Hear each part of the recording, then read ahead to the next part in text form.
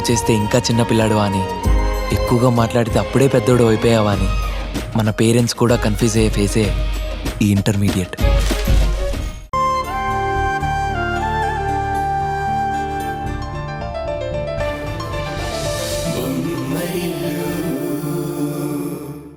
అవును, ఆ ఫోటోలో ఉన్నది నేనే. అది ఎందుకు జరిగిందో, ఎలా జరిగిందో నిజంగా నాకు తెలీదు. ఒంటరి ఆడదన్న జాలి కూడా లేదా? మీరిలా ఫోన్లు చేసి టార్చర్ పెడుతూ ఉంటే ఏదో ఒక రోజు నేను సూసైడ్ చేసుకుని చచ్చిపోతాను. పల్లవి, ఉష గారు. అమ్మో, ఇది నన్నే మించిపోయేలా ఉంది. ఏడవక పల్లవి, ప్లీజ్ నా మాట విను. ఈ టార్చర్ నేను తట్టుకోలేకపోతున్నాను ఉష గారు. ఒక్కొక్కడు ఫోన్లు చేసి ఎంత నీచంగా మాట్లాడుతున్నారో తెలుసా? ఎవరో పనిన కుట్రలో నా జీవితం బలవుతుంది. కిరణ్ కి అవకాశాలు రావాలని కనిపించిన ప్రతి మ్యూజిక్ డైరెక్టర్ కి, తెలిసిన ప్రతి మ్యూజిక్ కంపెనీకి నా నెంబర్ ఇచ్చాను. అలా స్ప్రెడ్ అయిన నా నెంబర్ ని ఇలా వాడుకుంటున్నారు. ఒక బజార్ దాన్ని చేసి మాట్లాడుతున్నారు. ఎవరో ఏదో అన్నంత మాత్రాన నీ క్యారెక్టర్ పాడైపోదు కదా. నిజం నిలకడ మీద తెలుస్తుంది. అప్పటి వరకు నువ్వు ధైర్యంగా ఉండాలి పల్లవి. నా వల్ల కావడం లేదు ఉష గారు. కిరణ్ ని ఎంకరేజ్ చేయడం నచ్చని ఆ శంకర్ నన్ను టార్గెట్ చేశాడు. మీ అందరి సపోర్ట్ వల్ల ధైర్యంగా నిలదొక్కున్నాను. అంతా చక్కబట్టాయి అనుకున్న టైంకి మరో కొత్త ప్రాబ్లం. చాలా రోజుల తర్వాత సాంగ్ రికార్డింగ్ కి వెళ్తున్నాడు అన్న ఆనందంతో కిరణ్ గారి కారెక్కాను. అదే నా పాలిట శాపమైంది. నా చుట్టూ ఉన్న వాళ్ళకి మంచి చేయడం నా పాపమైంది. లేదు, నువ్వు అలా మాట్లాడొద్దు. నిస్వార్థంగా నువ్వు చేసిన మంచి ఖచ్చితంగా నీకు తోడుంటుంది.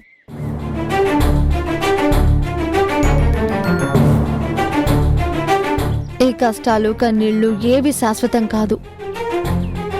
ఈ టైంలో నువ్వు ఒంటరిగా ఉండకూడదు. కొన్ని రోజులు మా ఇంటికి వస్తావా? ఏంటంటే మీ ఇంటికా? వద్దు ఉషా. ఆల్రెడీ నాకు కిరణ్ కి ఎఫ్ఐఆర్ ఉందని లోకమంతా కూడా కూస్తుంది.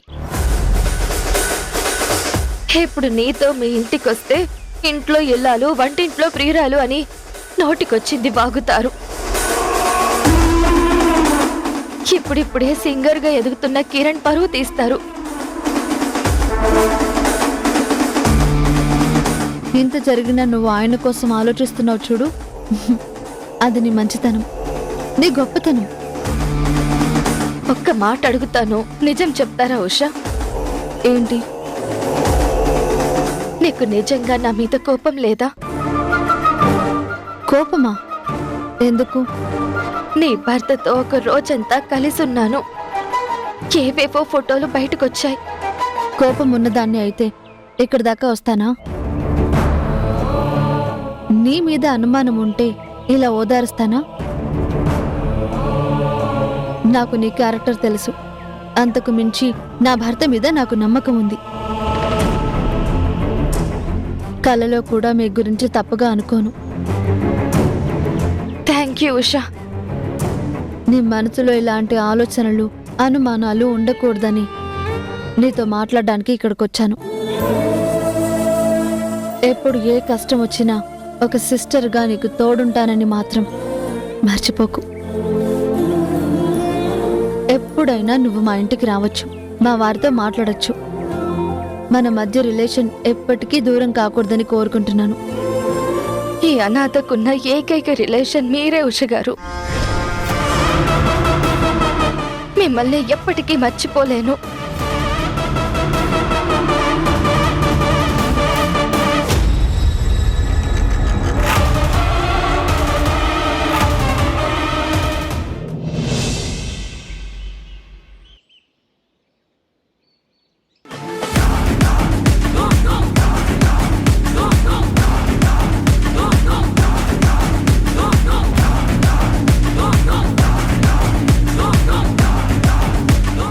ఆస్తి మొత్తం లీగల్గా మీ ఇద్దరి పేరు మీద ట్రాన్స్ఫర్ అయిపోయింది.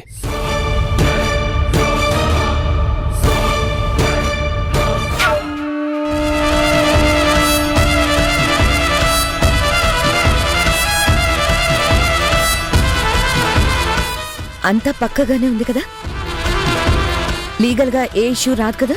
ఛాన్సే లేదు మేఘనా, మొత్తం వెరిఫై చేసే మీకు ఇచ్చాను.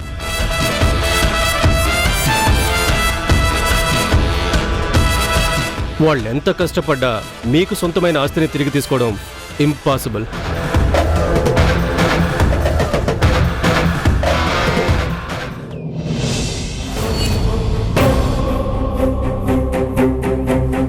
మేఘనా, నీ మొహంలో ఉన్న ఆనందం మీ ఆయన మొహంలో కనిపించడం లేదండి.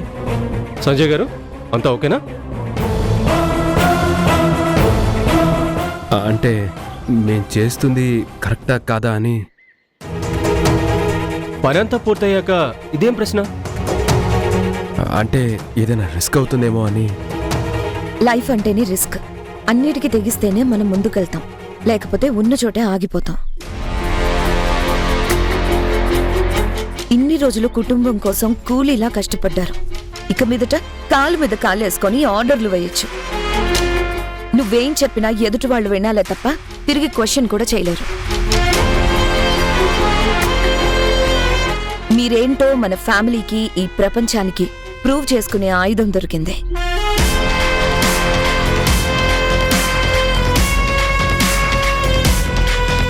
ఈ మూమెంట్ ని హ్యాపీగా ఎంజాయ్ చేయకుండా డౌట్ పడతావేంటి? ₹1 కోటి ట్రాన్స్ఫర్ అయినప్పుడే టెన్షన్ పడ్డాను. ఇప్పుడు ఆస్తి మొత్తం మన పేరు మీదకి వచ్చిందంటే ఎంత పెద్ద ఇష్యూ అవుతుందో ఏంటో. ప్రాబ్లం వస్తే సొల్యూషన్ చూపించడానికి నేనున్నాను కదా. నువ్వెందుకు టెన్షన్ పడుతున్నావు? సంజయ్ గారు, లీగల్గా మనం చేసింది తప్పేం కాదు. ఇంటి పెద్ద కొడుగ్గా మీకు దక్కాల్సింది మీకు దక్కింది. You are the boss now. ఆస్తి ట్రాన్స్ఫర్ అయిన విషయాన్ని ఇంట్లో వాళ్ళకి తెలియకుండా ప్రస్తుతానికి సీక్రెట్ గా ఉంచుదాం. ఎంత సీక్రెట్ గా ఉంచినా ఇంట్లో వాళ్ళకి తెలియకుండా ఉంచడం కష్టం కదా. తెలిసినప్పుడు ఏం చేయాలో నాకు బాగా తెలుసు. నువ్వు మాత్రం అప్పటి వరకు ఏమీ తెలియనట్టు సైలెంట్ గా ఉండు.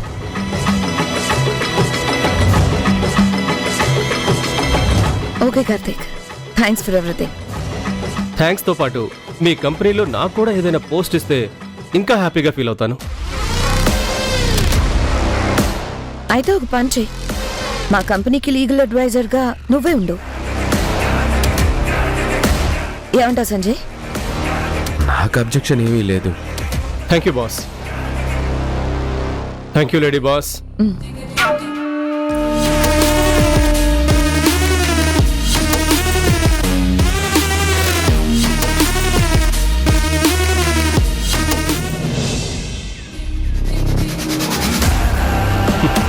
నువ్వు లేడీ బాసువి కాదు, మహా కేడివి. నువ్వు సంజయ్కి భార్య అవ్వడం వాడి ఫ్యామిలీ దురదృష్టం. వాడు నీకు మొగుడవ్వడం నీ ఫ్యూచర్కి అదృష్టం. ఈ బ్యూటీ విత్ బ్రూటల్ థాట్స్ ముందు ముందు ఇంకెన్ని మాయలు చేస్తుందో ఏంటో.